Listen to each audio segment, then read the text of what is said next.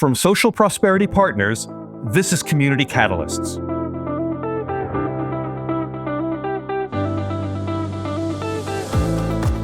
Welcome to Community Catalysts, the podcast that examines the qualities of community leadership and the many paths and forms it can take. I'm your host, Matt Lehrman. Whether you're a first-time listener or part of our growing community of local leaders, I'm glad you're here. Together, we explore stories and insights that inspire leaders to build trust, foster collaboration, and strengthen effective governance in our communities. Be sure to follow or subscribe so you never miss an episode. Today, I'm excited to welcome Vivienne Leyva, the Public Information Officer for Riley County, Kansas, home to Kansas State University, Fort Riley Army Base, and I'm told some of the last remaining areas of tall grass prairie in the world. Vivienne's communications experience spans challenging times like the COVID-19 pandemic and natural disasters, and her work reflects a deep commitment to transparent communication, collaboration, and community connection. Vivienne, you and I first met back in December when I had the privilege of delivering the opening keynote at the Kansas Association of Counties annual conference. We had a fascinating conversation at a subsequent breakout session. I have been looking forward to continuing that discussion. So Vivienne Leyva, welcome to Community Catalysts. Matt, thank you so much for having me. I've been excited about this since I met you. And I think I recognized you as a fellow theater major when you were warming up for your speech. And I thought, oh, this is I recognized your energy. And I thought it was so wonderful that I got a chance to talk with you. So did you hear me doing my tongue twisters as I was warming up to speak? I did. And it kind of inspired me. I went through them in my head because I have my whole series from my theater days. So it was a lot of fun. So we were just talking about this before I hit the record button, but at that breakout session, you were the one who stood up and you said, I actually have some social media strategies to offer. We're going to talk about those. But the entire room applauded you. They were so excited that I had invited you on the podcast and that we're going to get a chance to actually hear what those strategies are in some greater depth. So I'm really looking forward to getting into that with you.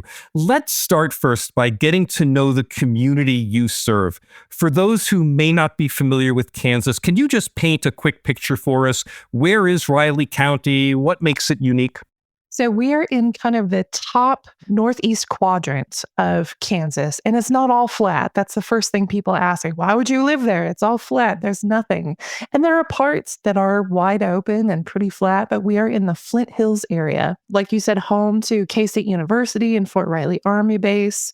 We have about 72,000 residents, most of whom are concentrated in and around the city of Manhattan. So there is a Manhattan, Kansas. We call ourselves the Little Apple. It's kind of kitschy and cute, but we embrace it. That's what we're known for. And so we have kind of a transient population of students coming in and out of town, spending 4 years here.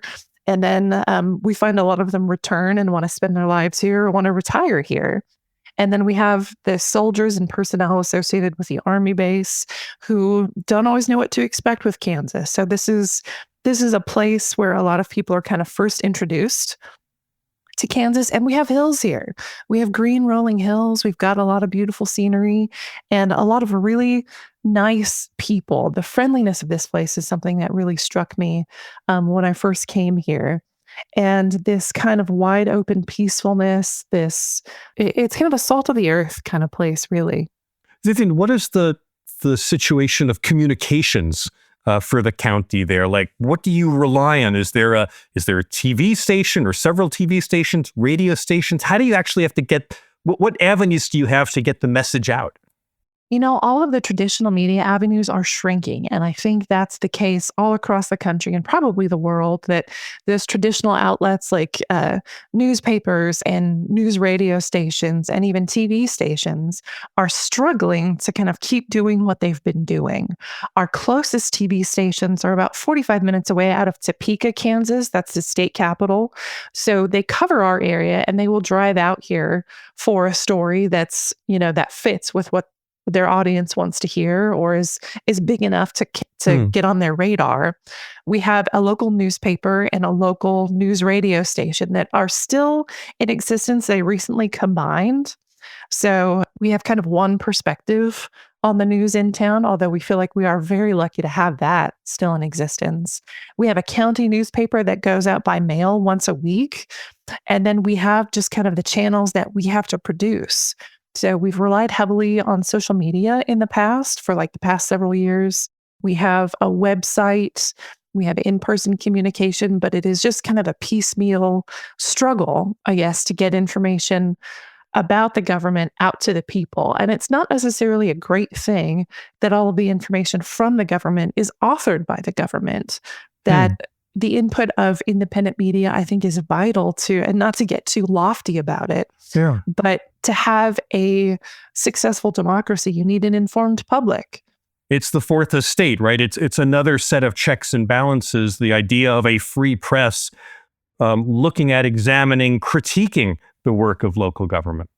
I think it's vital. And while I, as someone who's communicating on behalf of the government and trying to let the public know what we're up to, I certainly have good intentions. And I'm coming from a certain perspective, though. Like, I'm inside the walls of the machine, I guess you would say. I am part of the government. And while I certainly feel like I have good intentions, I like that the media still comes to our commission meetings. They're still engaging with our content. They sometimes have a different perspective on what we're doing, especially in relation to taxes. And I think that is crucial. And I'm sad to see that industry struggling. We're going to come back. We're going to talk about how you do the work of communication, especially in a social media environment. But before we dive into that, I'd like to ask you some personal questions about your journey to leadership and how you got there. Is that okay if I get into that with you? Absolutely.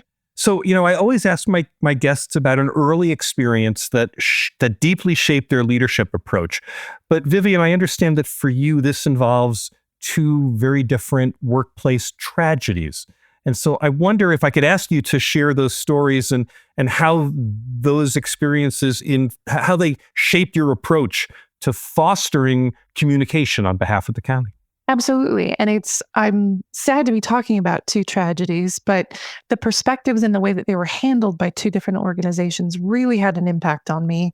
I used to work at another local municipal government agency here nearby. We had an employee who tragically was killed in a car accident.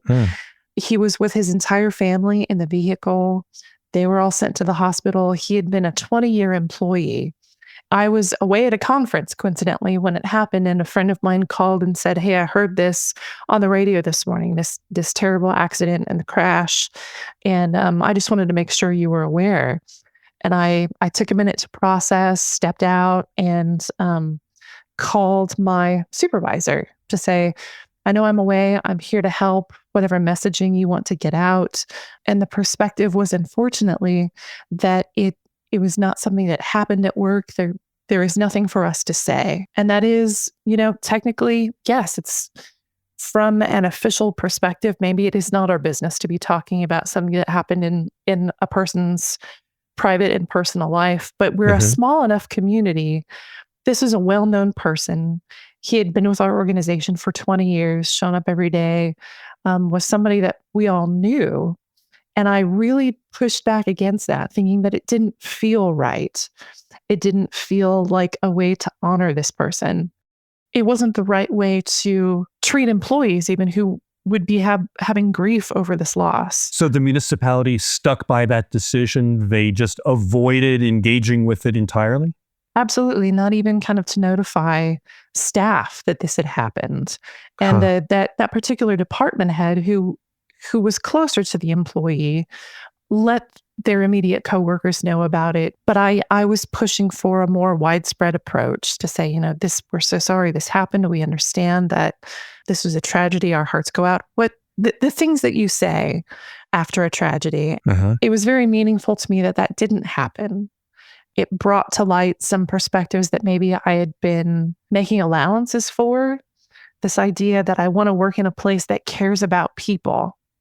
Let me make sure I understand. When you said it was meaningful for you, it was meaningful in a negative way. It was disturbing that the workplace ignored this or avoided commenting on something that was kind of obvious to everyone.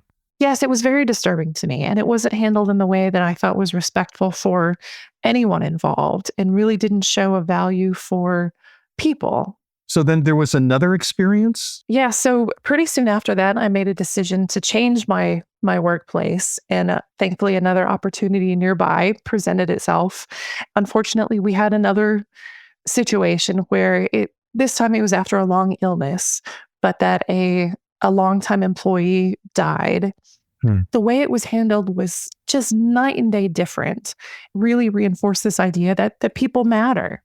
I mean, you can't have an organization without people. You have to take care of your people. So instead of just kind of saying, well, this is not a workplace incident, this is not something we need to talk about in the workplace, my direct supervisor kind of closed our office and brought everybody together and told us in person that this long-term employee had passed away. Yeah, actually, even before then, told us this person was in the hospital and that we should be prepared. It doesn't look good. He may not make it. And then when he did pass the next day, again, he closed the office door and brought us all together and gave us the sad news. We closed that department that day so that people could go home and grieve.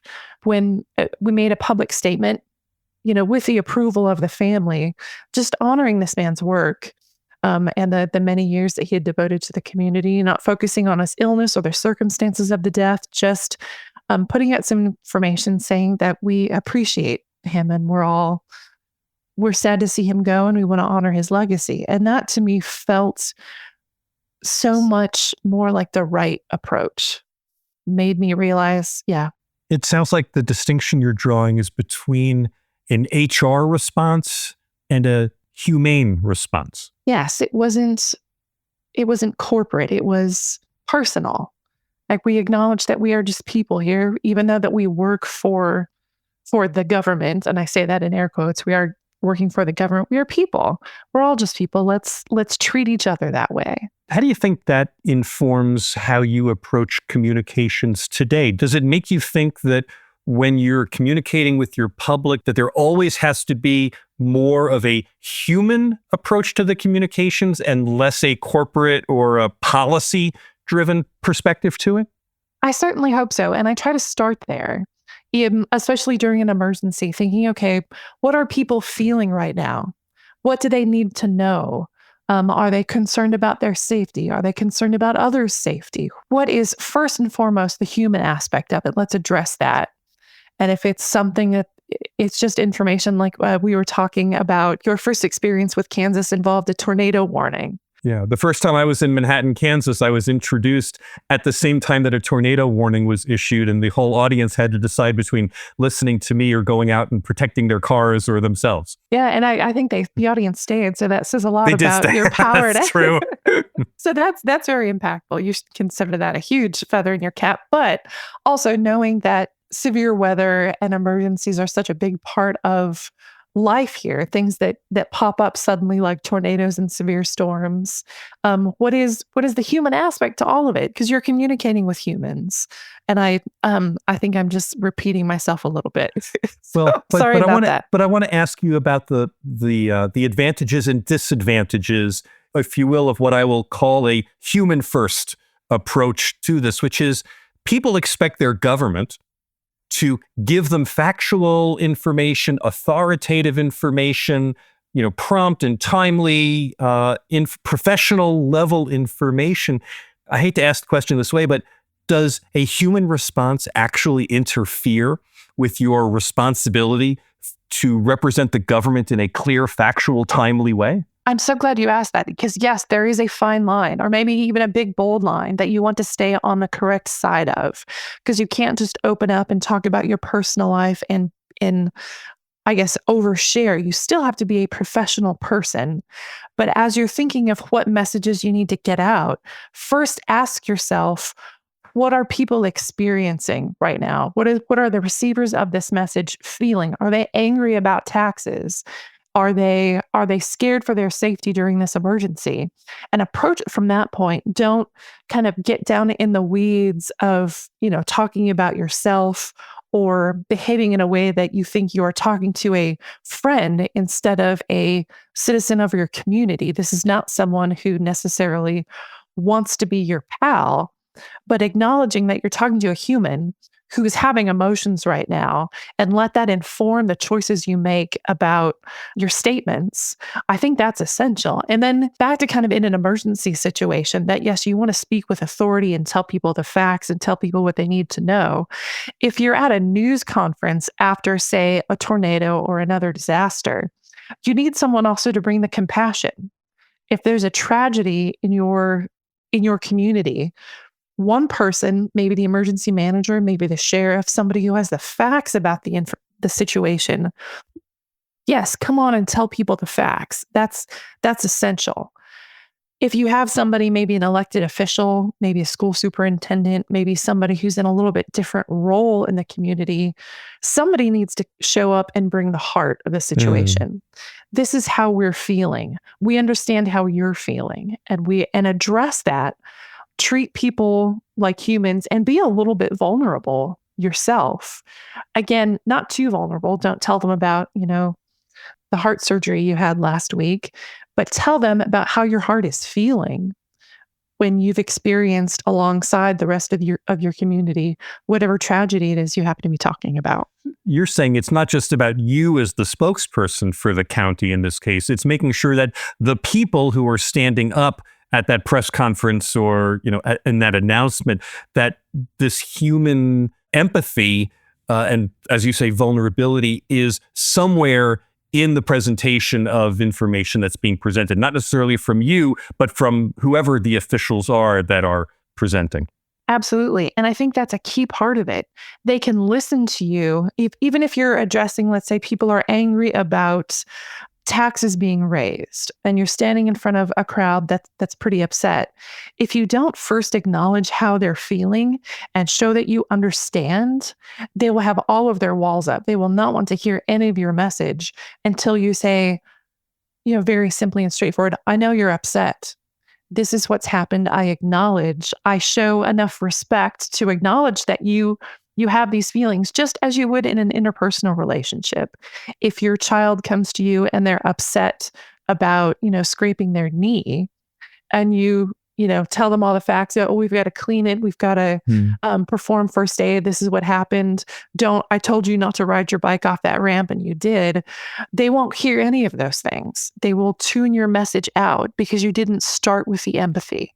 Vivienne, let's talk about some of your practical experience in communications. You had shared with me that in the early days of the COVID-19 pandemic, you were part of the Emergency Operations Center staff. And I'm interested to know, what were your responsibilities in that moment? And what was the dawning of the COVID pandemic like for you from a communications perspective? I was a member of the Emergency Operations Center kind of from the beginning, and we would get together and look at the information and decide what needed to happen for the community. In terms of even local health orders, there was a statewide stay-at-home order. How are we going to interpret that for our community? I was working with the health department, the local fire department, police department, and I'm going to leave out a few departments. It was kind of the essential emergency responders who were going to take care of the community through this crisis.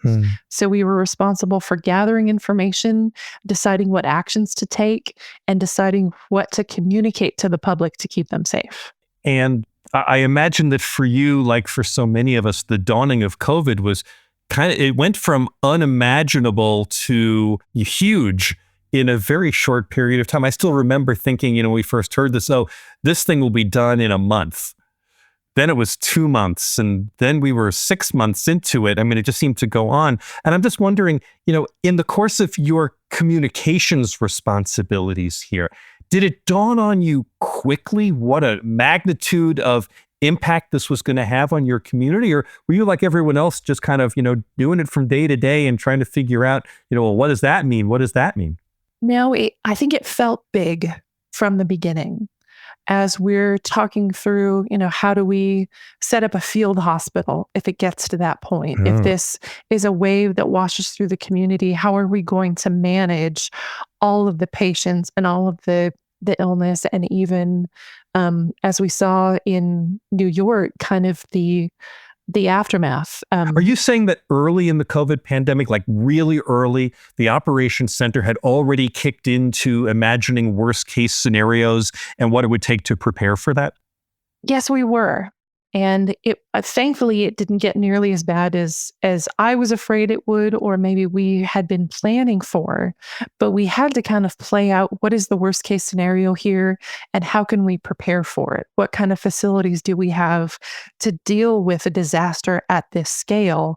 Knowing that typically if we were faced with half the population needing medical care, that we would draw from outside agencies, we'd call the state, we'd get help from someplace else, but they're going to be dealing with the same thing. So help may not be available. And maybe just that has a little bit to do with my own personality too, that, okay, I go to worst case scenario first and then backtrack from there. But that's kind of where we were at the beginning, not knowing what's going to happen. We have to prepare for the worst.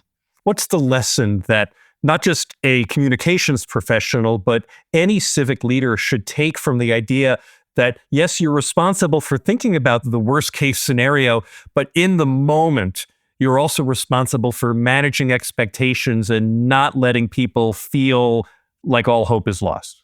I think the first lesson civic leaders should learn is not to speculate too far in the future.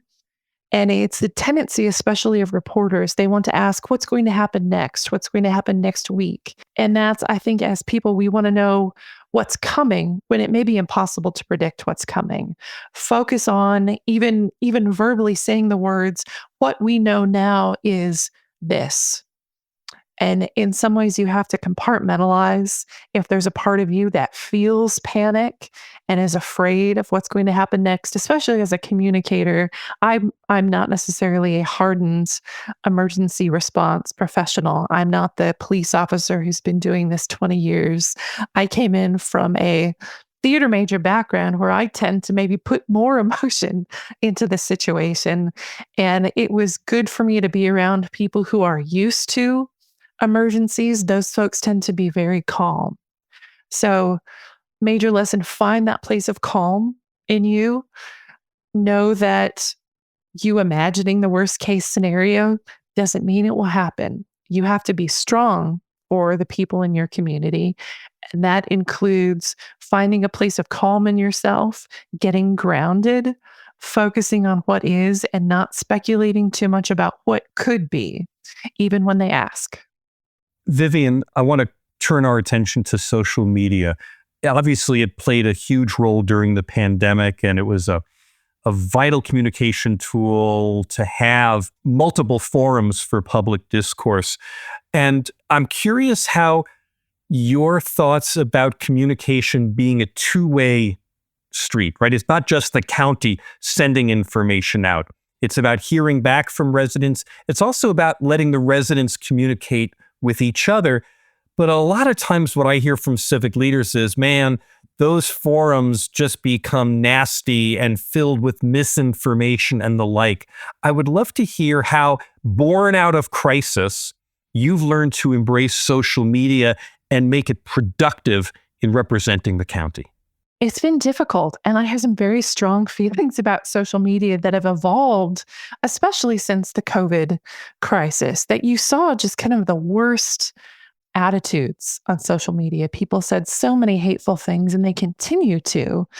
I am actually trying to move a little bit away from so much focus on social media communications. I think there are better ways to do it. And as we started, getting into this realm of, we should have a Facebook page, we should have an X account, this is where the people are. So it makes sense for us to go to them and communicate with them there.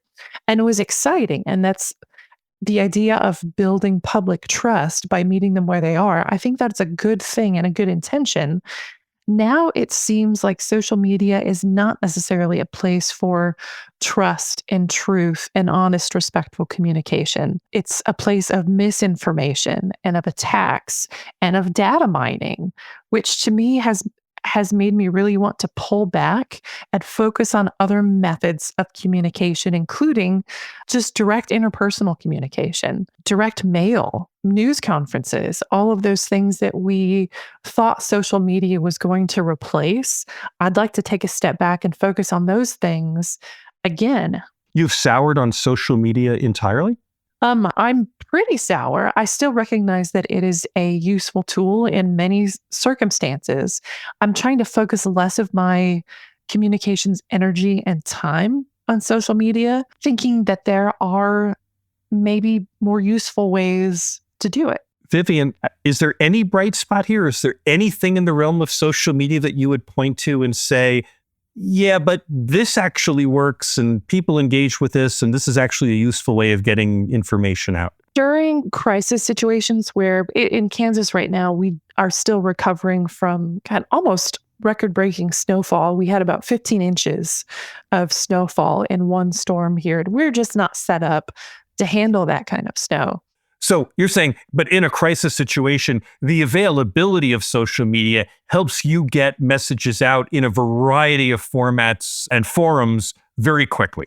It's a ready and accessible way to get information directly to people in a short amount of time. So I don't plan to disable our accounts. I plan to continue using them, but use them less. Use them when, okay, I need you to know something right away. The storm is coming. I need to tell everybody immediately. So it is still useful. I'm not lambasting it completely, but I have feelings. Vivienne, the whole hope of social media was that it was going to create opportunities for ongoing dialogue and relationships between all sorts of people. How has that played out for you? What do you think is the future of that? We had such hopes when social media was first kind of blossoming that, you could talk to people that you went to high school with, that you lost connection with, and you'd have these deep connections with all kinds of people, and we'd be closer as a society. And that seems to be, instead of getting deeper, it continues to get shallower and shallower and smaller, that you don't have deep, meaningful human connection with folks in social media. It's just little quippy remarks and bits of entertainment, but the meaning of it seems to be less over time. Vivienne, we're at the part of the conversation where I want to ask you some lightning round questions. I'm going to challenge you to answer these questions in one sentence or less, and it's a way just to get to know you a little bit better. You ready for that? Absolutely.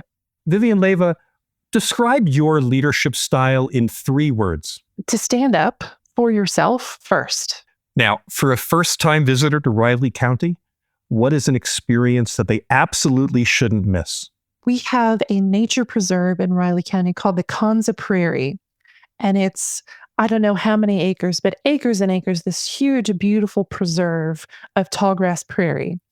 And when you go out on the trail, you can get to the top of the hill and feel kind of the wind in your face and look out over this vista that used to be the bottom of a shallow sea back in prehistoric times. And just the peace that comes with that is something I think absolutely not to miss. Vivienne, if you could instantly gain one new skill, what would it be? Mind reading. What's one habit or practice that consistently helps you grow as a leader? I try to surround myself with people I want to learn from, people I respect and admire. I try to pick those people out and ask them lots of questions. That's perfect for my next question. If you could spend 1 hour in conversation with any leader, past or present, who would you pick, and what's one question you would ask them? Benjamin Franklin comes first to mind. And I'd like to ask him how far ahead he is looking, because he always seemed to be so many steps ahead of everything. He had plans in place for centuries down the road, it seems, as he was thinking about how this country needed to be built. I'd love to ask him about that. Last question in the lightning round, again, in one sentence. If you could send a message to yourself back in time to just before stepping into your current role at Riley County, what would you say to prepare yourself for the journey ahead? That it's always more important to listen than talk. Vivienne, I have one final question for you. It's not one sentence. You can go on. In a time when division and cynicism and distrust often overshadow the work of local government, what inspires you to keep going? What makes it worthwhile for you to stay at this kind of work? I think knowing at the end of the day that the work I've done hopefully had some meaning for someone, that my effort wasn't spent lining the pockets of a CEO somewhere, but that I was trying my best to serve the community, makes it worthwhile. Do you have a particular piece of advice for someone else stepping up into a leadership role, maybe even a communications leadership role? What would you tell them to do if they were just starting out on this path? I've done so much learning from mentors, even people who are in the same role or maybe at different organizations. Having a network of people you can ask questions to, and even spend some time having coffee and vent and get some support, especially if you are maybe the only person in your role at an organization. Find some others to connect with. Ask somebody out to lunch who's a leader for a neighboring town or a neighboring organization, and just have some people you can call upon when you need to, because you will need to. And as a leader, you have to be the one kind of standing up front, and you can't necessarily befriend the people you are supervising or leading, but you need somebody. So make sure to reach out and build those relationships before the crisis. Make connections and don't be afraid to communicate. That's the message of a communications professional. Maybe I'm in the right job. Maybe. Vivienne, thank you. Thanks for taking the time to share your story, for your insights. It's really been wonderful talking to you. Thank you so much. I really enjoy your podcast. It's been an honor. Thanks so much. Again, thank you to my guest, Vivienne Leyva, Public Information Officer for Riley County, Kansas. If you enjoyed this episode, please rate and review it on Apple Podcasts or wherever you listen. Your feedback helps others discover the show. And don't forget to follow or subscribe so you never miss an episode. This episode was edited by Nick Living the Dream Tantillo. Our executive producer is John Little. I'm Matt Lehrman of Social Prosperity Partners. If you have a question or a comment about today's topic, I'd love to hear from you. Reach me at 602-688-2724 or Matt, M-A-T-T, at socialprosperity.us. Do you have a story of lessons learned on your journey to leadership? Click the podcast guest link in the program notes. I'm always looking for instructive and inspiring voices to feature on the show. Today's conversation with Vivienne Leyva highlights that impactful leadership goes beyond navigating challenges. It's about innovating communication, fostering dialogue, and building trust to empower communities. Let her insights inspire your journey to create meaningful connections and stronger, more resilient communities. Thanks for listening. We'll be back soon with another Community Catalyst.